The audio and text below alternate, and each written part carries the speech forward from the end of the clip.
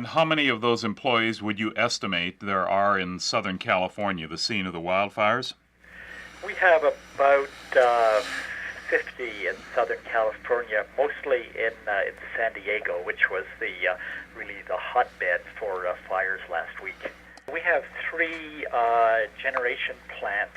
We supply the Naval Training Center and the Marine Recruiting Center, and one other location with power. We're located in industrial facilities that are already producing power, and our guys go in there and find an efficient way to turn that excess heat into power, which is then sold back to these various facilities. We provide them with a weekly newsletter update, and they provide us with information that's going on, large, small, whether it's personal or corporate, and it's hard to cover an entire continent from one location, but when we get human stories or we get major industry stories, it sure happens. I think that they appreciated the fact that other people cared. In terms of the people who were actually affected, they were just so darn busy looking after their own homes, putting up people, that it probably hasn't sunk in yet, but they'll get things back together in the next week or two. We haven't had anything directly like this. We have a number of plants in northern Ontario, which is also wildfire country.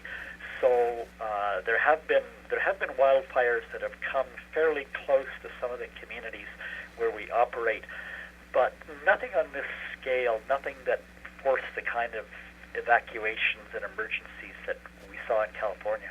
Crisis communication is always hampered by the fact that those that you really want to communicate with have a zillion priorities all happening at once, and we were very lucky to get updates from some of the people on the scene.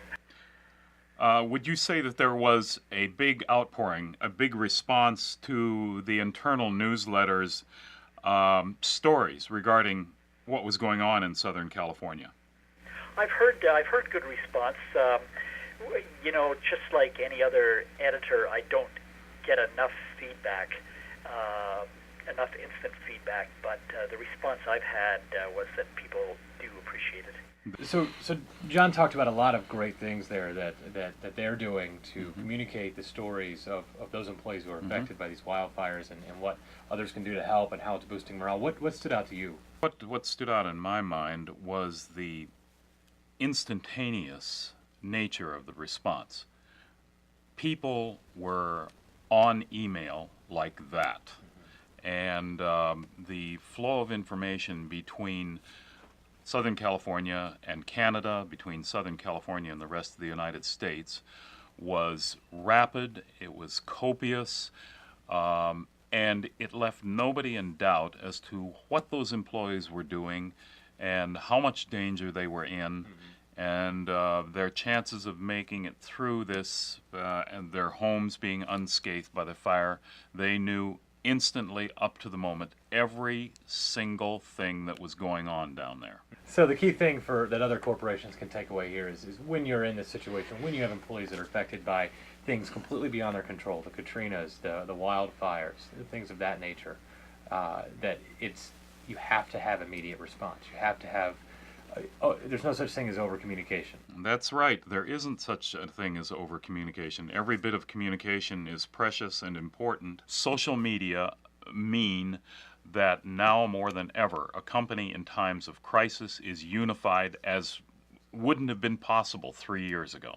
And that in turn improves morale, improves employee engagement. Exactly. I've heard this from other people that I've interviewed for this story.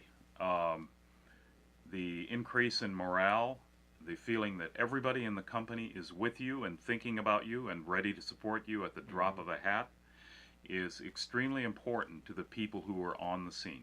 Absolutely. Well, powerful lessons from real life scenarios. Right, exactly.